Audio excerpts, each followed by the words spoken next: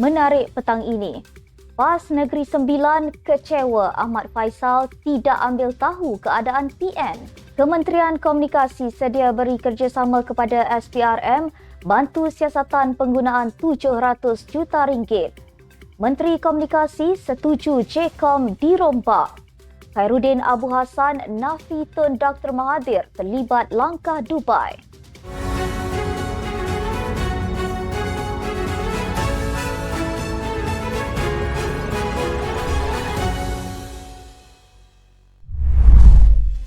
Bismillahirrahmanirrahim. Assalamualaikum warahmatullahi wabarakatuh. Salam Malaysia Madani. Anda bersama saya Asma Ismail dalam Nextstep News edisi petang 3 Januari 2024 bersamaan 21 Jamadil Akhir 1445 Hijrah. Sebelum itu jangan lupa untuk subscribe YouTube Nextstep TV dan follow Facebook Nextstep Malaysia.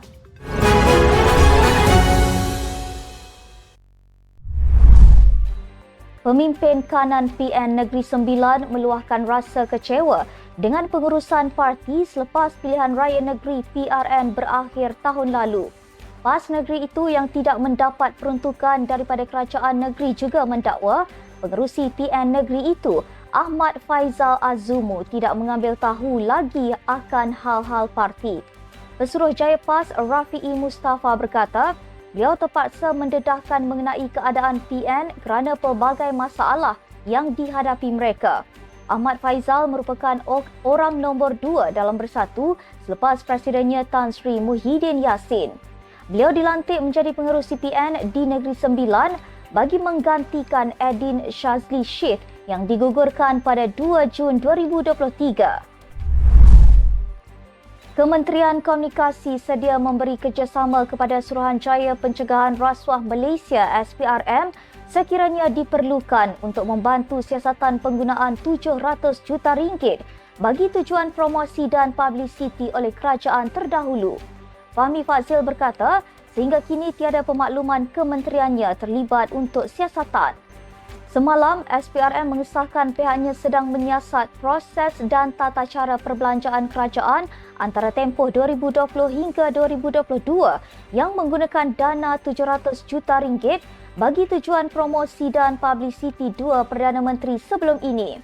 Dilaporkan agensi siasatan tersebut sudah ke Kementerian Keuangan MOF dan Jabatan Perdana Menteri JPM sebagai sebahagian proses siasatan. Fahmi dalam masa yang sama enggan mengulas lanjut berhubung perkara itu dan memberi peluang SPRM untuk melakukan siasatan secara bebas.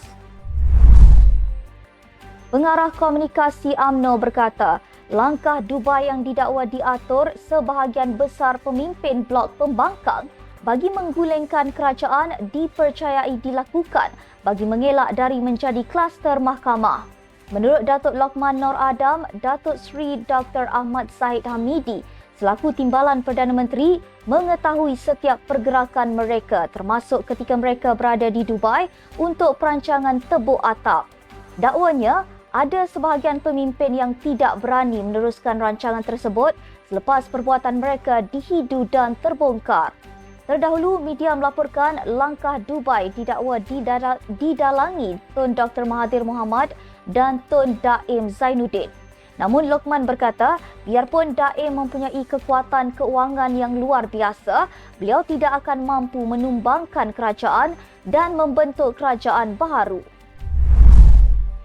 Ahli Majlis Kerja Tertinggi MKT UMNO, Muhammad Fuad Zarkarshi, menggesa Jabatan Komunikasi Komuniti JCOM dirombak secara menyeluruh selepas isu langkah Dubai menyebabkan kerajaan terpaksa mengambil sikap defensif.